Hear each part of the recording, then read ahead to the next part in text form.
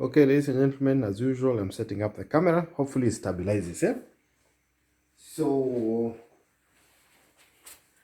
Assalamu alaikum once again, the last lecture. I hope it fits.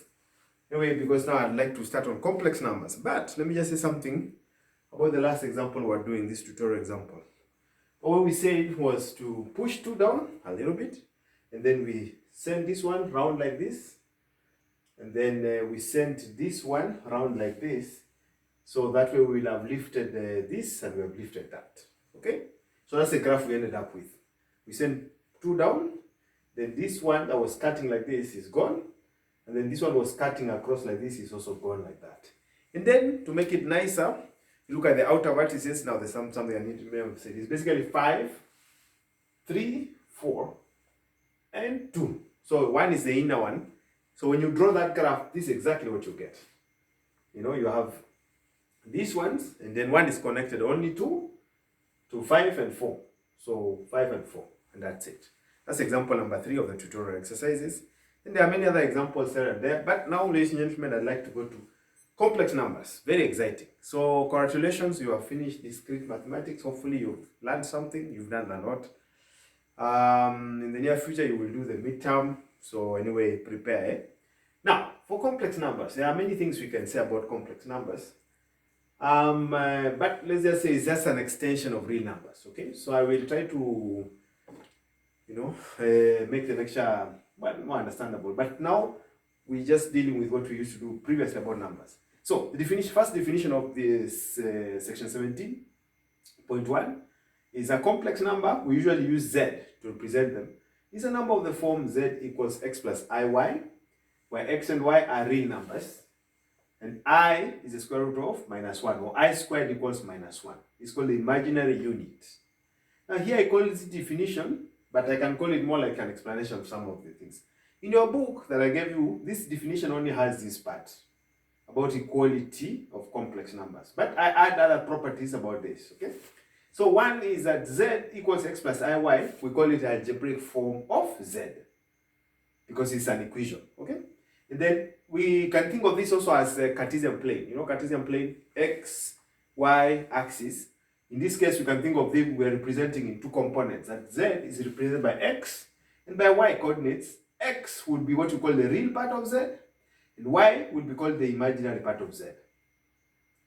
We do not by C, this nice C, the set of complex numbers, which we can now write this way. You can just say C equals Z, such that Z equals X plus IY, where I squared equals minus 1. That is the set of complex numbers. You can think of this algebraic form, okay? And something else to note is that the set of real numbers is a subset, a proper subset of the set of complex numbers. You know why? If I fix Y, because I'm picking Y to be a real number, I can fix Y to be 0, then I'll have Z equals X whenever Y is 0. So the set of real numbers is covered. Then it has more, this set, okay? Then the actual proper definition 17.12 is 2 complex numbers, Z1 and Z2. A complex number will always have a real part and imaginary part. The real part note is X1, the imaginary part is not IY1, it's Y1. So Z1 equals X1 plus IY1, and Z2 equals X2 plus IY2 are said to be equal if the real part of Z1, which is X1, and the real part of Z2, which is X2, are equal, and the imaginary part of Z1, which is Y1, and the imaginary part of Z2, which is Y2, is equal to that one. That's when we say a complex number equals another complex number. Okay? Brace yourself for more definitions before we start doing something that is exciting. But anyway, it's good to understand things. So here now we talk of 0 is in the set of complex numbers, because when you take X and Y to be 0, then you have Z is 0 here. If I put this one to be 0 and this 0, then I have Z is 0. So Z equals 0, it's a complex number. Now for all Z in C, well, in the set of complex numbers, actually we can define the 4 operations: addition, subtraction, multiplication, and division. And this is how we perform it.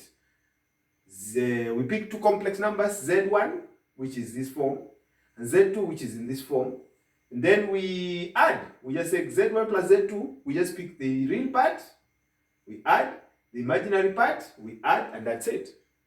Subtraction. We just do something similar, only that now we are subtracting.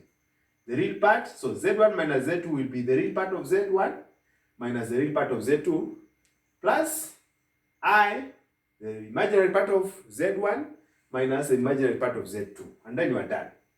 Multiplication. Now this is interesting. This is why I should pay more attention. Where is my pointer? Anyway, you know, these days I'm using pointers. Probably I should use this. Okay. So for multiplication, what we have is z1 times z2 will be, well, z1 is x1 plus iy1 times x2 plus iy2. So multiplication is like you used to do when you were expanding, remember, for binomial expansion and so forth and so on. So you have x1 times x2. Next, you have x1, you multiply by iy2. Well, now here I gave it in summary form, but let me just explain here. So here I cover this for now. I just say we multiply x1 by x2 plus x1 times iy2 plus iy1 times x2 plus iy1 times iy2. So you end up with x1, x2. Then you have iy1, x2, iy1, x2, iy2, x1. Those ones have I. This one has I, and this one has I. Comes from here. And then iy1